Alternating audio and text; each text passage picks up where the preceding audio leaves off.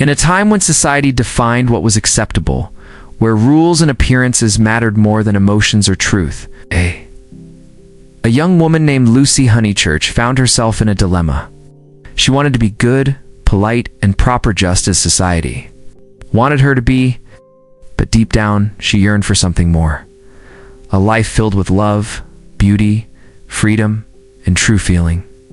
Her story begins with a trip to Italy, a journey that would challenge everything she thought she knew and help her see the world and herself with new eyes.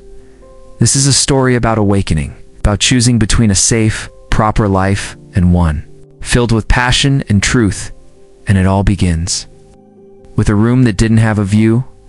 The wrong room. Lucy Honeychurch and her older cousin, Charlotte Bartlett, arrive in Florence, Italy. They are staying at a place called the Pension Bertolini. It's supposed to be a pleasant hotel with rooms facing the River Arno. But when they are shown to their rooms, they realize something is missing: the view. Lucy had dreamed of sitting by the window, watching the sunlight reflect off the water. But instead, her room faces a courtyard. Charlotte is outraged. Lucy is disappointed, but says nothing. She's not the complaining type. At dinner that evening, they meet other British guests. One of them is Mr. Emerson, a bold, loud, older man who isn't afraid to speak his mind. He's there with his quiet and serious son, George. Emerson hears of Lucy's disappointment. He immediately offers to switch rooms. Women like views. Men don't care, he says with a booming voice. Charlotte refuses politely. She thinks Mr. Emerson is uncultured, but Lucy quietly wishes she could accept. Eventually, with a little help from another guest named Mr. Beebe, Charlotte agrees to the switch. Lucy finally gets the room with the view she had hoped for. But the view outside is nothing compared to the changes that are coming within. Strange. Streets and first glimpses as Lucy settles into Florence. She begins to explore the city's narrow streets, grand churches, and open piazzas. She feels something stirring inside, her sense of adventure, beauty, and something else she can't explain. One day, while visiting Santa Croce Church, she witnesses a disturbing event. A man is stabbed right in front of her. Lucy faints from the shock. When she wakes up, she is in the arms of George Emerson. He had been nearby and caught her just in time. It's a strange and intimate moment. George doesn't say much, but there's something deep and silent in his eyes. Lucy feels drawn to him, yet she is unsure why. Back at the hotel, Charlotte hears what happened and warns Lucy to keep her distance from George. The field of violets later. The guests go on a group outing to the countryside. The Italian hills are golden and peaceful. Lucy wanders away from the group and finds herself alone among violet-covered fields. Suddenly, George appears. There's a silence between them, a quiet understanding. Then, out of nowhere, George steps forward and kisses her. The world seems to stop, but just as quickly, it ends. Charlotte sees them.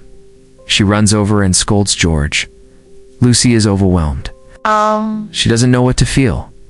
Was it wrong? Was it real?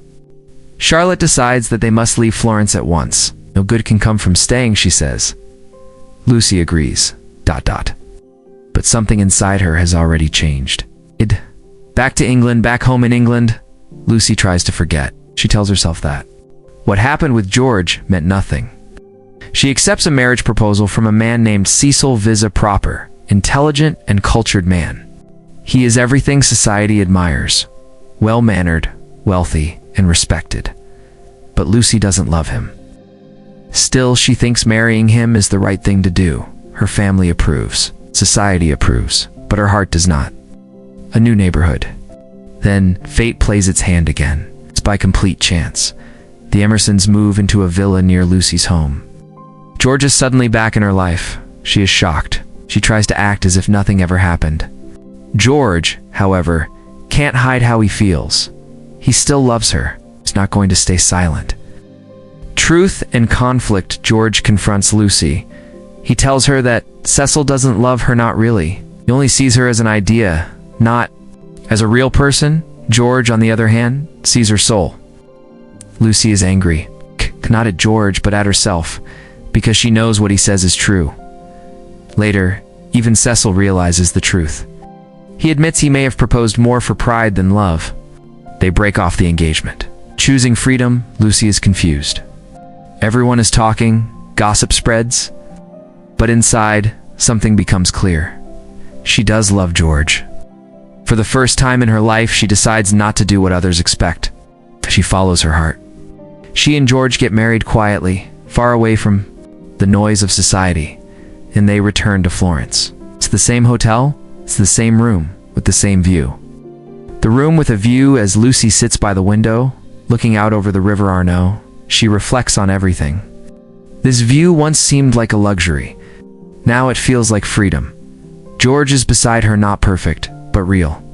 She has chosen love over fear, truth over tradition, feeling over formality. And finally, she can see clearly. Asterisk, thanks for watching.